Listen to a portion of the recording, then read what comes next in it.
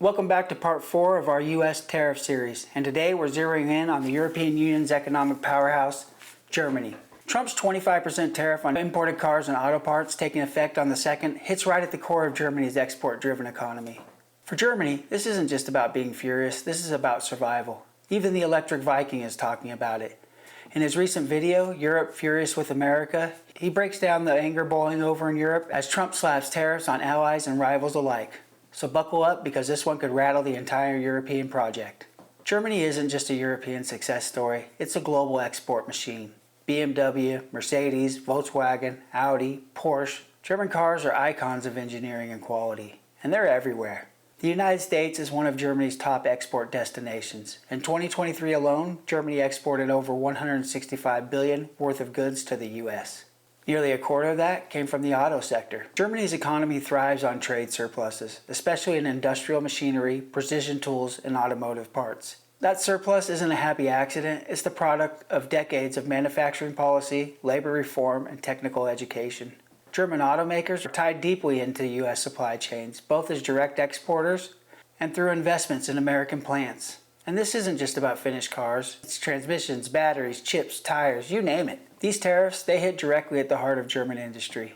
This is about protecting American jobs, it's about recalibrating the global trade system, and for Germany, that recalibration is a direct threat to its model. So what happens when you slap a 25% tariff on luxury vehicles, performance cars, and the parts that keep them running? Prices rise, sales dip, plants slow down, and not just in Germany. German automakers have factories in South Carolina, Alabama, and Tennessee, but many still import key components or finished vehicles from Europe. With tariffs this steep, everything from a basic BMW to a fully loaded Porsche could jump $10,000 or more. That's not just a hit to German companies, it's a hit to American dealerships, suppliers, and workers. The tariff, it also disrupts the delicate logistics of just-in-time delivery that many German companies rely on. A delay in even one part due to customs issues or higher costs can halt production across multiple platforms. Manufacturers today are highly integrated. A shock in one place like the US sends tremors across the entire system. But Trump, he doesn't see this as a bug, he sees it as the point. He wants Germany to shift production stateside.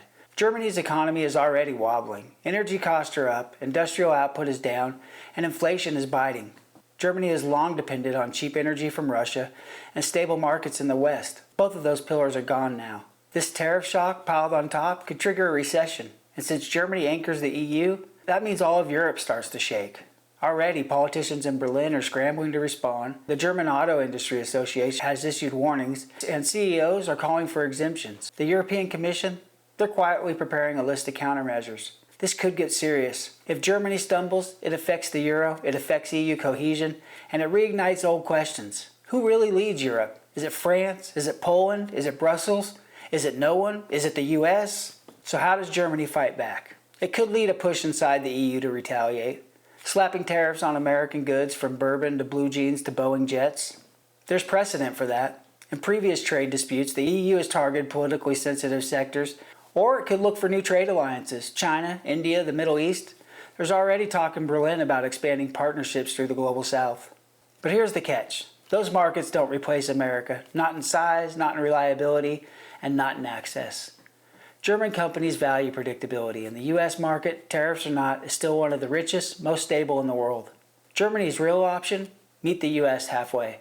Invest in American manufacturing, cut quiet deals to shield its biggest brands, and wait for the political winds to shift.